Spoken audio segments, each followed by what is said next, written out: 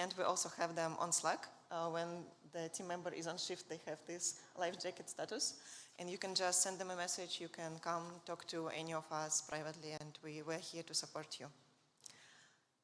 Let's go to the next slide. Okay, so our agenda for today, we will have 2 keynote presentations in the morning. After that, a small coffee break, then panel discussion, and then after lunch, we will have another keynote, panel discussion, and we end with roundtable discussions, which initially were planned to be only in person, but we will see if there is interest online. We will also accommodate one online roundtable. Yeah, so with that, it is my pleasure to introduce our first speaker, Gisela Luján Andrade. And she is a political advocacy consultant with over 15 years of experience in humanitarian disarmament, human rights, and political communication. Her expertise encompasses analysis, advocacy, and research on social movements, AWS, and other humanitarian and social impact on civilians.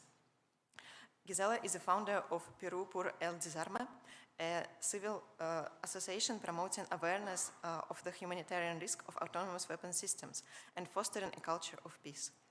Gisela serves as a representative in Peru of Latin American and Caribbean Humanitarian Security Network and is a member of a global coalition Stop Killer Robot. I also personally would really like to mention that Gisela made a very important contribution to the organization of this workshop with her very wise and caring advice about our program and also about inclusivity.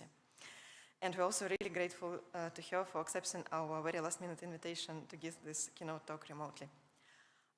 In today's talk, Gisela will share with us her perspective on autonomous weapons in Latin America, organized crime, gendered impact, and activism for regulations.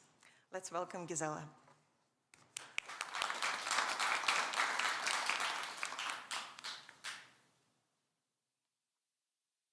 Hi, everyone.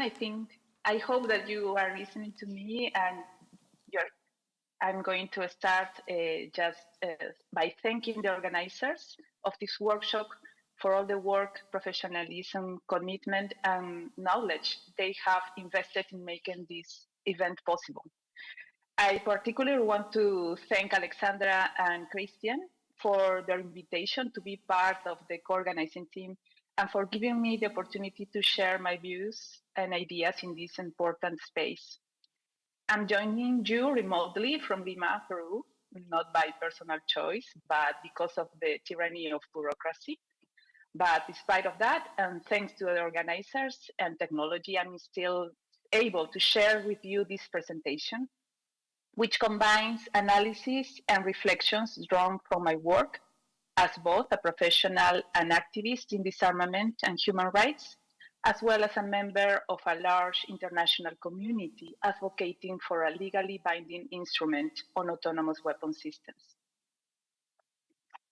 In many countries of the global majority, including mine, Peru, the impact of autonomous weapon systems has not yet become a prominent topic of a national discussion.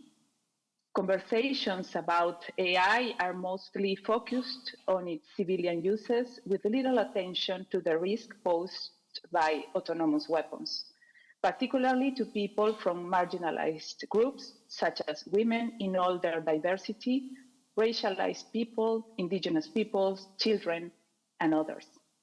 For the practical purpose of this presentation, I will use the term women to refer to all women, including those of diverse gender and sexual identity expressions.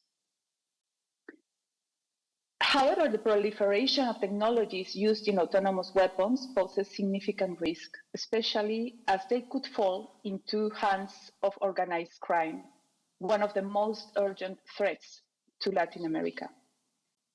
Considering this, the indispensable role of civil society becomes clear, not only in raising awareness about this risk, but also in demonstrating that the impact of autonomous weapons is neither a distant nor an abstract concern. Framed through a feminist lens, this presentation will focus on the gender and differentiate impacts of autonomous weapons proliferation, particularly the potential for organized crime to use these systems to exacerbate discrimination, perpetuate inequality, and entrench a culture of impunity. Having said that, my talk will be structured as follows. First, I will outline the risks associated with autonomous weapons proliferation, particularly regarding its use by organized crime in Latin America. Next, I will analyze the gendered impacts, focusing on how autonomous weapons will amplify violence and marginalization.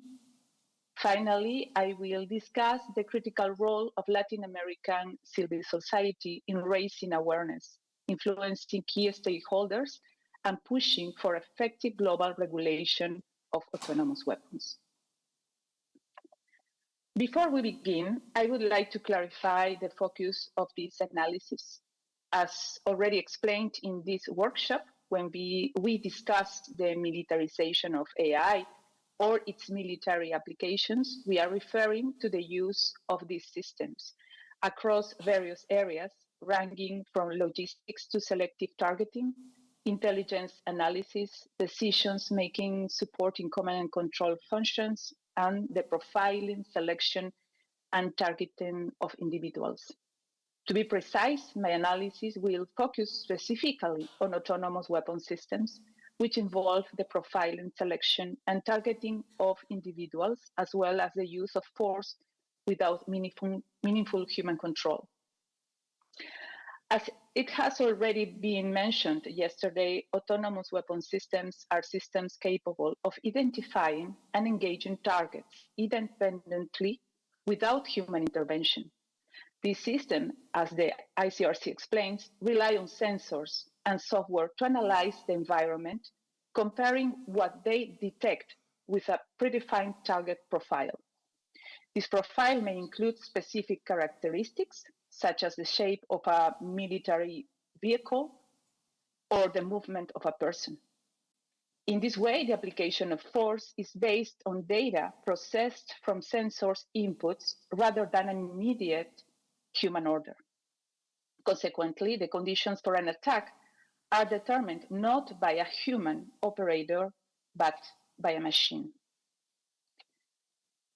Nevertheless, while not all autonomous weapons depend on artificial intelligence, AI significantly enhances their capabilities, adding complexity to their operation. This escalation raises serious concerns about the predictability and transparency of these systems. Through AI, vast amounts of data can be processed at incredible speeds, enabling force to be applied to a target with minimal human intervention. Due to this, autonomous weapon systems, especially those operating without meaningful human control or targeting individuals, present significant moral, legal, and ethical challenges. These include fostering digital dehumanization, undermining accountability for the use of force, and threatening international peace, security, and stability. Now that we've defined autonomous weapon systems and explored how AI enhances them, let's focus on the risks posed by the proliferation of simpler low-end systems, especially when they fall into the hands of non-state actors. As highlighted in a research brief by the Geneva Academy titled Setting Up a Flare, Autonomous Weapon Systems Proliferation Risk to Human Rights and International Security, autonomous weapons can generally be categorized into two groups, high-end and low-end systems. High-end systems are technologically advanced and expensive, requiring components like complex sensors, high-performance materials, and cutting-edge engineering. Examples include autonomous fighter jets or naval vessels, which present significant technological and financial barriers even for well-equipped militaries.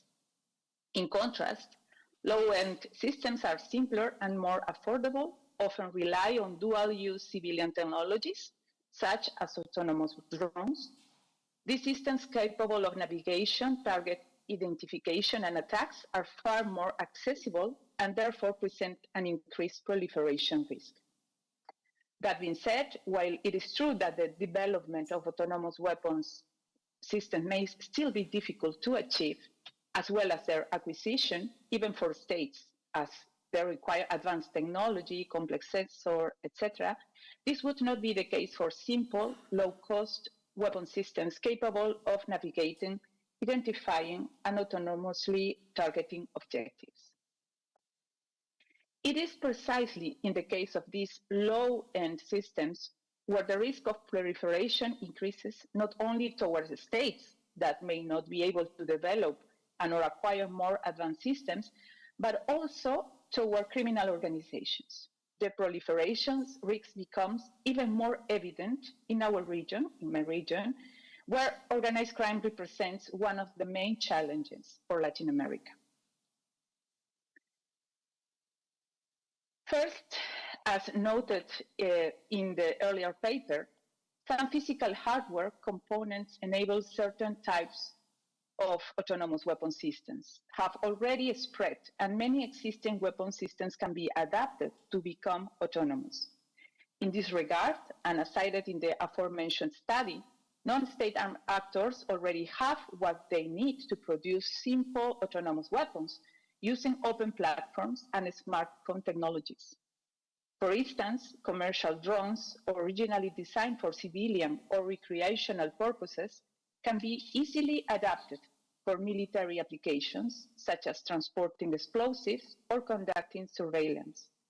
This is a clear example of how hardware, in this case drones, can be repurposed for autonomous or semi-autonomous functions, driving their potential proliferation. In Colombia, for example, reports indicate that dissident factions of the former FARC have increasingly utilized drones to drop explosives on rivals, sowing terror in rural areas. In June 2024, reports indicated that these groups were employing drones equipped with homemade explosives or fireworks to attack adversaries. Similarly, in Mexico, cartels have deployed them for surveillance, smuggling operations, and reportedly for dropping explosives. Likewise, the Mexican army has acknowledged that some of its soldiers have been killed by bomb-dropping drones operated by drug cartels. Another example comes from Ecuador, where drones have been used to carry explosives into prisons, including the maximum security La Roca facility, where drones have been deployed in attempts to disable prison infrastructure, signaling a new trend in how criminal organizations are using technology. Nevertheless, while these drones may not be fully autonomous, their use and the growing interest among criminal groups underscore the increasing integration of AI and commercial technologies into criminal operations. In this adaptation, another dimension of the proliferation of this weapon system is also included: autonomy, which can be achieved through the combination of high-powered processing chips, advanced sensors, and digital software, elements that are already commercially available. Indeed, the incorporation of autonomy raises significant concerns about the potential consequences of these systems, as it allows them to perform tasks such as surveillance, delivery of explosives, or targeting specific individuals without direct human control. Furthermore, there is growing concern that the criminal groups in Latin America could exploit predictive algorithms to optimize their smuggling routes.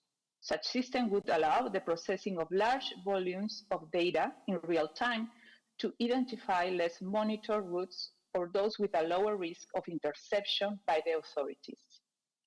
While specific evidence from Latin America remains limited, reports from other regions have demonstrated how applications like Waze and Google Maps, designed to optimize urban traffic, can be misused to bypass police checkpoints and traffic congestion. Such trends suggest the possibility that similar practices could facilitate the transport of drugs weapons and people within the region, particularly given the accessibility of these tools and their proven utility in organized criminal operations elsewhere. Similarly, the growing availability of open source software and subscription-based platforms on the dark web allows criminal groups to access advanced technologies without requiring extensive technical expertise, thereby expanding the reach of such practices in the region.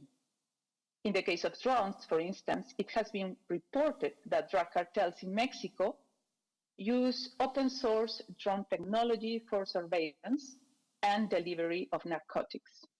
These drones are often modified with software acquired from dark web forums to enhance their functionality. Finally, a critical concern with the proliferation of low-end autonomous weapons is their potential for extrajudicial use. These systems can enable targeted killings with minimal risk of attribution, making them attractive tools for transnational assassinations or silencing political dissidents, journalists, and human rights defenders in regions with weak rule of law.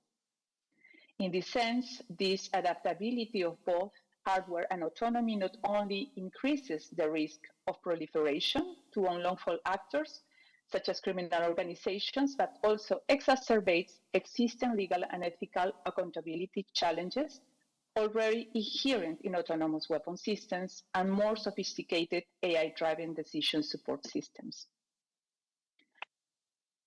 While this risks in mind, we can now explore how autonomous weapons not only alter security dynamics, but also generate different impacts across specific groups within the population, particularly women and people from marginalized groups.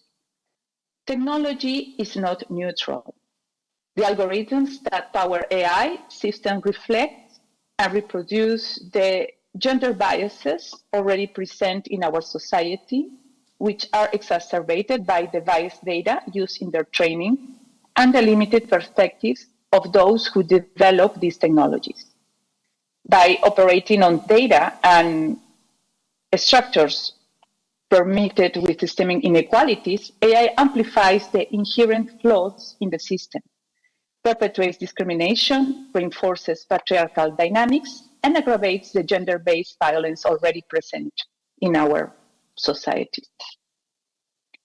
In emergent technologies such as facial recognition, gender biases are particularly evident. A research by Joe Wolomini and Timnit Gebru, for instance, has shown that these systems are less accurate when identifying people with darker skin, especially women. According to their findings, commercial facial recognition systems have error rates exceeding 19% for individuals with dark skin, reaching nearly 35% for women with this characteristic. These biases compromise the accuracy and effectiveness of these systems and increase risk for those whose physical characteristics are misinterpreted by algorithms. This can lead to misidentification and the profiling of certain individuals as threats, which in critical situations could have severe consequences, such as unjustified detentions or police violence. This reality is particularly alarming in contexts where organized crime exacerbates levels of gender-based violence and may exploit these systems for surveillance, control, and tracking of individuals. Given the unreliability of technology when applied to racialized women as people from marginalized groups, the acceleration of violence and intimidation would find fertile ground, intensifying and amplifying the multiple forms of oppression and violence these groups already face. And this impact would not be uniform. For example, indigenous and Afro-descendant women who already face historical marginalization may be the most affected in areas controlled by criminal groups. Similarly, the diverse groups of women experiencing or living in poverty and extreme poverty who are affected by trafficking and exploitation could see this risk amplified through the use of AI technologies. Moreover, autonomous weapons have the potential to carry out targeted attacks based on collected data or automated profiling, becoming a lethal tool in the hands of criminal groups seeking to intimidate, subdue, or eliminate human rights defender, activists, or victims of trafficking trying to escape exploitation networks. Autonomous weapons in the context of organized crime could also reinforce a culture of impunity by enabling the commission of crimes from a distance and imposing additional barriers to justice, making accountability more difficult and responsibility more complex. Thus, autonomous weapons are not only a threat in terms of security, but also in the perpetuation of systems of oppression that already affect women and people from marginalized groups. Without proper regulation, their proliferation could exacerbate the inequality and violence that many societies already face. Having underscored the increasing risk and proliferation of autonomous weapons, particularly in the hands of non-state actors and criminal organizations in Latin America, and acknowledging that we are no longer dealing with a scenario far removed from our reality, it is crucial at this point to emphasize the indispensable role of civil society in bringing this unexplored issue to the forefront of national agendas across the region. This can serve as a pivotal axis of action to strengthen the active participation of Latin American states in international discussion on autonomous weapons and highlight the urgency of initiating negotiations for a legally binding instrument. For over a decade, discussions on the regulation of autonomous weapons have been ongoing, yet no decisive actions have been taken. Even though these systems, alongside decision support systems, are already being deployed in contemporary conflicts and criminal operations. The lack of progress in these discussions represents not just a failure of governance, but also a missed opportunity to demand action. Civil society, particularly from regions like mine, Latin America, must move beyond theoretical debates and demand concrete outcomes that prioritize human security, gender justice, and the protection of marginalized groups who would face a disproportionate impact from autonomous weapons.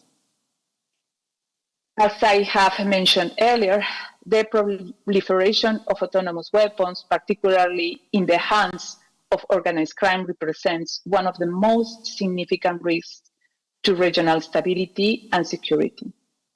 Since these systems can target and engage individuals autonomously with little to no human oversight, they can become a tool for impunity in the hands of criminal organizations. The impact of their use on women, human rights defenders, and marginalized communities already under threat of these criminal groups could contribute on perpetuating cycles of abuse and exploitation. To underscore this disproportionate threat, it's crucial to ensure that these groups have a clear and prominent presence in those spaces where regulatory frameworks are being shaped. In this sense, their participation is crucial to challenge the narratives driven by the global north, which often overlook the specific vulnerabilities faced by these communities. By promoting the active involvement of those most affected, we ensure that autonomous weapon regulation is not merely a technical issue, but a matter of justice, equity, and human rights on a global scale, particularly for women as people from marginalized groups living under the shadow of organized crime. In general, civil society has demonstrated its capacity not only to advance people-centered approaches to peace building and disarmament, but also to hold governments and international actors accountable for regulating weapons that harm civilians and violate the fundamental principles of international humanitarian law and human rights.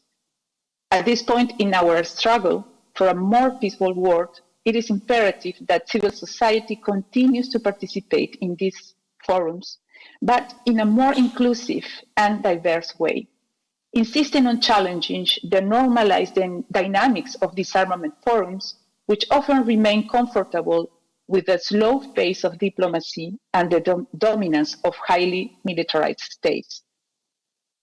As we look toward the future, civil society must not only advocate for the regulation of autonomous weapons, but also contribute to a broader discourse on the human cost of these technologies, especially in the context of global inequalities.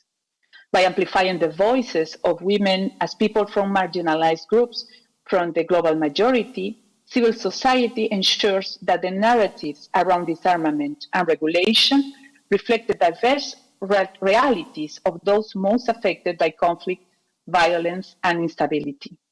This approach is not just about preventing harm, but also about promoting a more inclusive and just international security framework that places human dignity and human rights as its core. Thank you very much.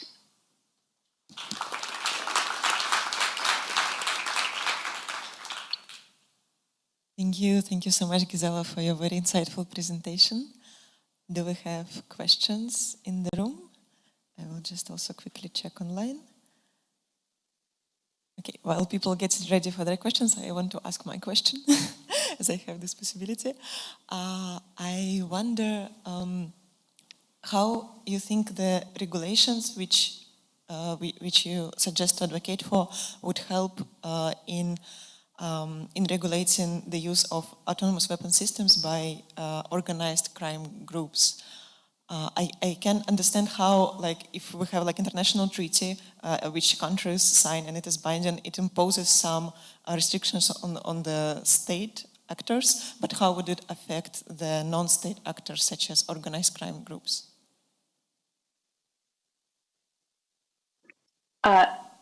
Alexandra, sorry, could you repeat please, because I had a problem with the network? So the question is how the international regulations, how the international binding regulations signed by countries would help to regulate the use of autonomous weapon systems by the organized crime groups, not by state actors, but by the non-state actors.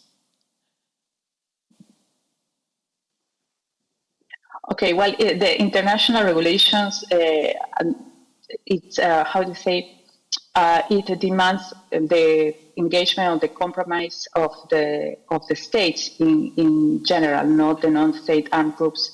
However, for me, it's important to highlight into the discussions for the Latin American region, who considers that this scenario of autonomous weapons and the impact, it's still something that is far away from our reality. And the problem for my region is the risk of this proliferation. And if the states or the diplomats, the officials, the people in our regions understand that we need to be more involved, and maybe the policies that they are applying in order to fight against organized crime could be more effective. And that's the main purpose of this presentation and the things I wanted to share.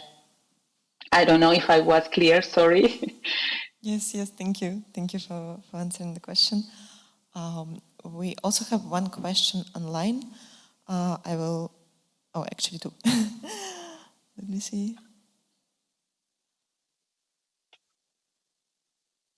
So one question online is, what kind of risks exist in Latin America from governmental use of AWS for extra-jurisdictional killing? Is this risk serves as non-state actor use? Yes, and one of the main concerns in our regions, obviously, is the use by state. For instance, to following or making surveillance against human rights defenders, protest. You know that in our region there are also so many social movements that are struggling or fighting against the autocracy and different measures that comes against our liberty, our freedoms, and our fundamental rights. So one of the main concerns is that this technology would be used by police forces and also in the frontiers where there is also an absence of the states.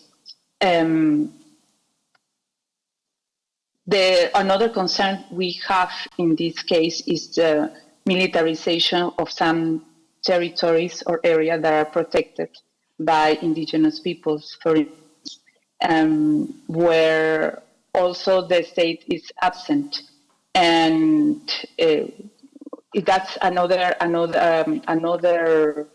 factor or issue that we have to look with more seriousness. Thank you. Thank you so much for your answers. We will continue with the next session in the interest of time, but there are more questions on Slido. We will post them on the discussion channel and we can continue discussion there. And I will give floor to my co-organizer. Thank you. Cool. So I'll just introduce